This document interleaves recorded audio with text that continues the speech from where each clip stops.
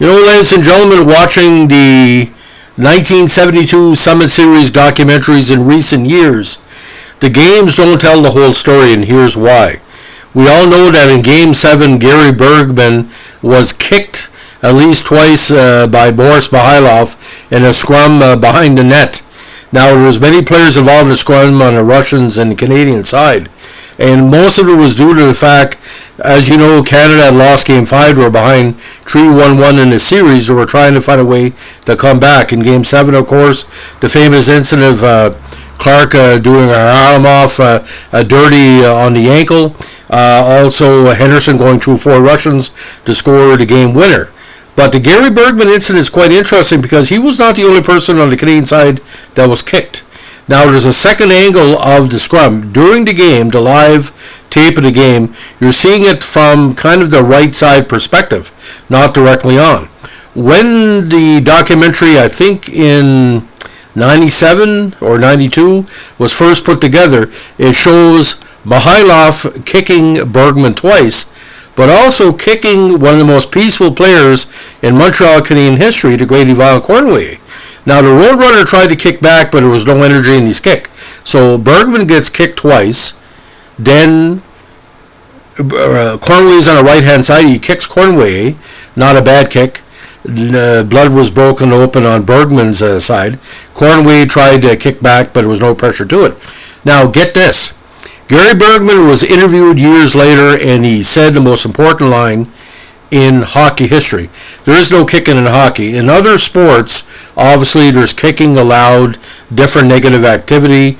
You get into, kickboxing, whatever, kicking is allowed. There's 3 cardinal rules of hockey. You never attack the fans, physically. You never attack the linesman or the referee, and there's no kicking in hockey.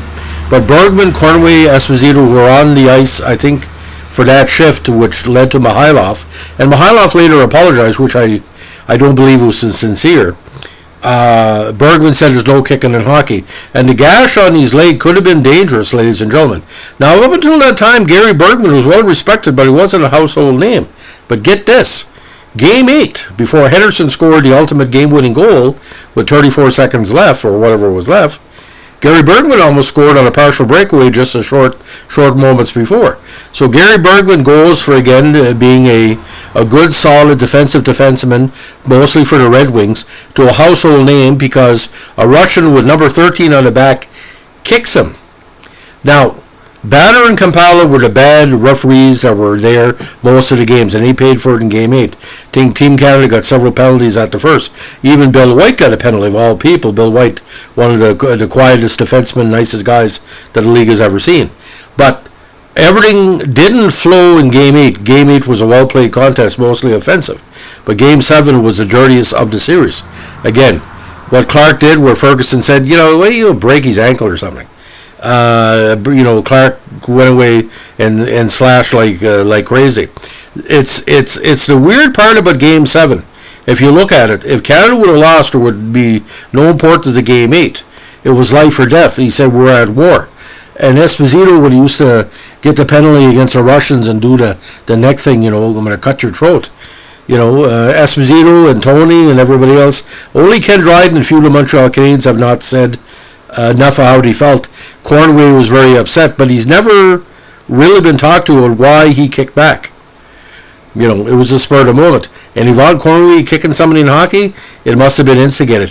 That's like a Disney character becoming a serial killer. Like Bambi's father killing, a whole bunch of thumpers or something. Anyway. So, ladies and gentlemen, this is going to be the first of our True Stories of 72 series. We'll be going on for most of 2022. If you like what we're doing here, give us a like, comment, and subscribe.